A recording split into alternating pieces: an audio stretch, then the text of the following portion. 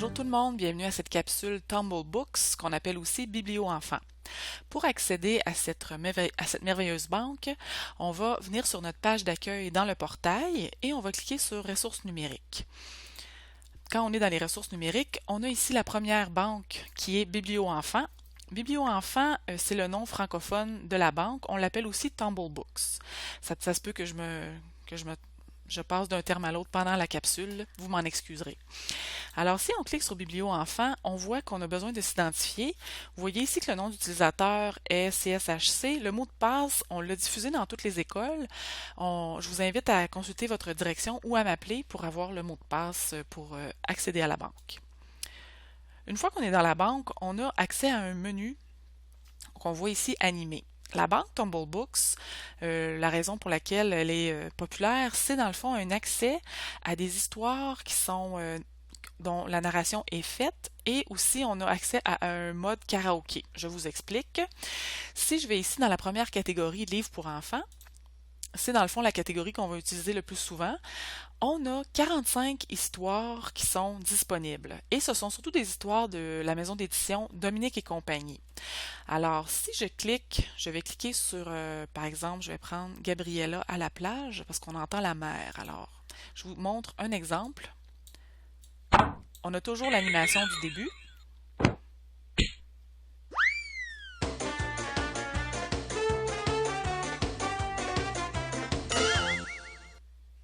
Gabriella à l'école de la plage.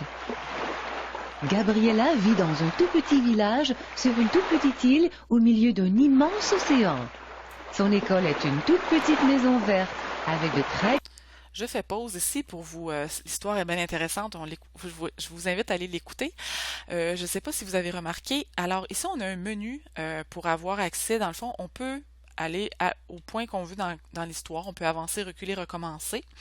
C'est ça, je vous parlais du mode karaoké ici. C'est que à mesure que l'histoire, la narratrice fait son récit, les phrases vont changer de couleur. Alors, ça va aider les enfants à suivre le texte aussi.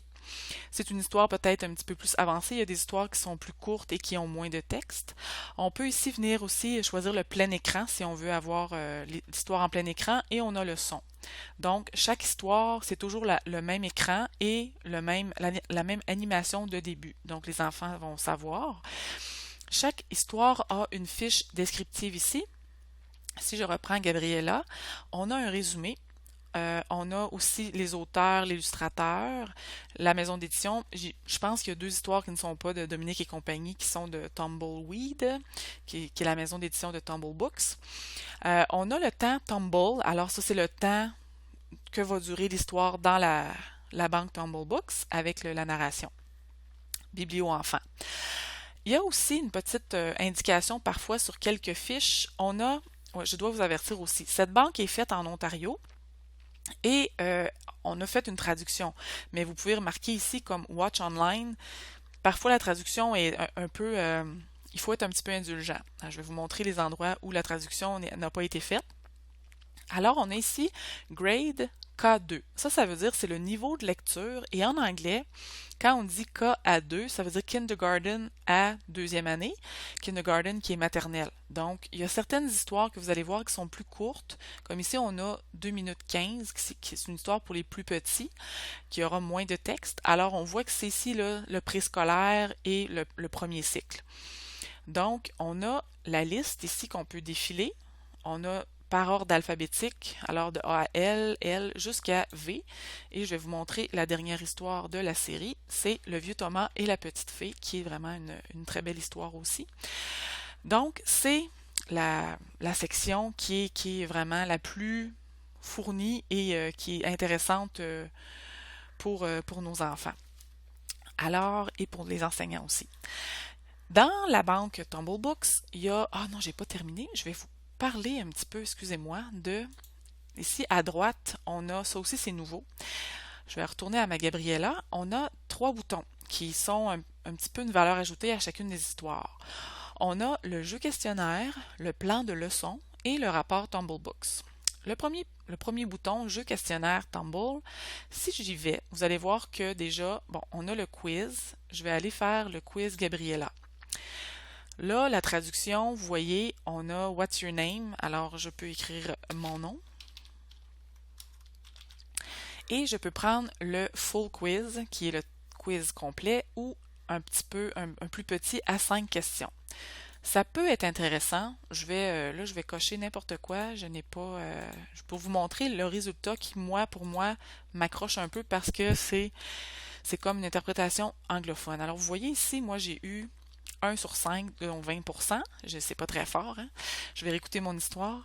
Mais c'est ici, bon, à la question, Mademoiselle Kim est partie parce qu'elle, you chose, s'est mariée, and the answer was. Donc, on n'a vraiment pas, je vais signaler ça à Tumblebooks, mais vous voyez que je pense que l'utilisation en classe, peut-être si vous vous accompagnez, là, ou si vous le faites avec les élèves au TBI, ça peut être intéressant, mais en tout cas, je vous aurais avisé là, de la traduction un peu boiteuse, si je peux employer ce terme. Et on a le plan de leçon. Plan de leçon, ce sont des fiches pédagogiques qui sont fournies aussi avec les histoires. Donc, je ne les ai pas toutes consultées. Je vais juste vous signaler que ça existe. Alors, c'est vraiment pour les enseignants, enseignantes, si vous voulez avoir des idées pour travailler. Mais je sais aussi que sur le site de Dominique et compagnie, on offre aussi de très très belles fiches pédagogiques pour accompagner vos histoires. Donc, en vous rendant sur le site de Gabriel et compagnie, de Dominique et compagnie, vous allez avoir de bons outils aussi pour accompagner vos lectures dans Tumblebooks. Alors, si on va maintenant, on voit ici qu'on a notre menu qui est disponible toujours en haut. On peut retourner à l'accueil pour avoir le menu animé, mais on aura toujours notre menu en haut avec les points jaunes.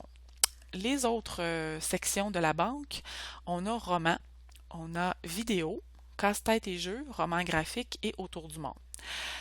La section roman nous offre des petits romans pour lecteurs débutants à, je dirais, pour tout le primaire. Il y a 5 romans de Dominique et compagnie que je vous nomme à l'instant. Alors, on a La Dame et la licorne, on va avoir David et le salon funéraire, Le coq de San Vito, qui sont des petits romans intéressants là, pour quand on veut travailler. Et à la deuxième page, on va avoir Monsieur Alphonse et le secret d'Agathe, ici. Et on a Une journée dans la vie de Laurent Loubier. Si je vais aller cliquer, on a toujours la même information. On a notre résumé, auteur-illustrateur et parfois le niveau, pas toujours. Si je vais sur le dernier ici, vous voyez vraiment que c'est le roman tel quel. C'est intéressant si vous voulez le travailler avec les élèves sur votre TBI. On a dans le fond les droits de diffusion, pas besoin de demander. Alors ça c'est vraiment intéressant si vous voulez faire de la diffusion directement sur le TBI ou sur votre projecteur. Les autres romans qui sont disponibles, ce sont vraiment des classiques de la littérature, comme Cyrano de Bergerac, du côté de chez Swann de Marcel Proust. Alors, je pense qu'il faut être un lecteur un peu plus avancé pour aller dans ces œuvres classiques, mais je vous signale que c'est disponible dans la banque Tumblebooks. Alors, ah oui, et j'ai sauté une section, pardonnez-moi. Il y a le rapport Tumblebooks aussi. Si je viens dans mes livres pour enfants, il y a le rapport Tumblebooks, mais ça c'est vraiment comme un rapport de lecture qu'on ferait, par exemple, avec des questions, quel est le titre, quel est le personnage principal, mais les questions sont en anglais. Alors on a ici les niveaux de maternelle à la 3e année et 4e année et plus. Si je prends 4e année et plus, voyez-vous ici, on peut remplir les cases, mais c'est pas traduit, c'est en anglais. Donc, je pense pas non plus, encore une fois, que ce soit utile pour dans nos classes, mais je vous signale que c'est disponible. La prochaine section, c'est vidéos en français. C'est une petite section où on a des vidéos qui sont, dans le fond, plus rattachées aux sciences. Ce sont des vidéos de National Geographic, qui sont pas très longs. Si je prends, par exemple, l'activité cellulaire, 1 minute 13, je vais vous montrer un petit peu de quoi ça a l'air. Comme les organismes vivants complexes, nos ça peut être intéressant. Même principe. Alors là, c'est une vidéo qui nous explique un phénomène scientifique, par exemple. On peut voir ici. Il y a le mode plein écran et on a la description. Il y a le cœur, les cinq sens qui peuvent être intéressants. 44 secondes, on a la pollution. Alors, je vous signale que c'est là, c'est disponible. On a une section qui peut être intéressante, les casse-têtes et jeux. On a différents casse-têtes et jeux qui sont offerts. Si je viens ici, vous allez voir qu'on a le gros monstre qui aimait trop lire. Alors, on a un casse-tête et un jeu de mémoire. Et j'ai fait l'essai sur un TBI et ça fonctionne. Alors, on peut vraiment aller déplacer les morceaux et les replacer. Si je prends le casse-tête, on va avoir ça. Ça aussi, ça peut être intéressant comme un complément là, si on veut. On a nos morceaux de casse-tête qui arrivent ici. Le point d'interrogation va être, dans le fond, si on vient placer notre curseur dessus ou notre doigt, on va avoir le dessin. Puis on vient vraiment placer nos morceaux de casse-tête avec, dans le fond, le gros monstre ici. Oh non, je suis pas très bonne. Alors, je vais laisser les enfants faire les casse-têtes. Ils vont être sûrement meilleurs que moi. Et les jeux de mémoire, je trouvais ça intéressant aussi parce qu'on a mélangé l'écriture et les dessins et les pictos. Alors, si on va voir, on va lancer le jeu et, par exemple, si vous voyez, j'ai un picto du monstre et on a un mot. Et les mots sont dans des caractères différents aussi.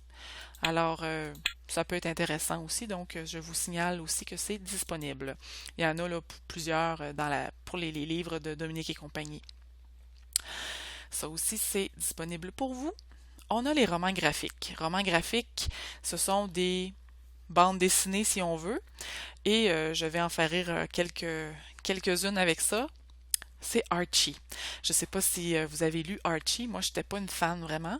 C'est vraiment la bande dessinée telle qu'elle. Ça aurait été intéressant qu'il y ait une autre offre, mais il y a vraiment juste Archie. Alors, c'est vraiment la bande dessinée, c'est très beau. Je ne sais pas si c'est une lecture qui peut être intéressante pour vos élèves. Je vous signale encore une fois que c'est disponible dans la banque de données Biblio Enfants. Et on a aussi la section Autour du monde.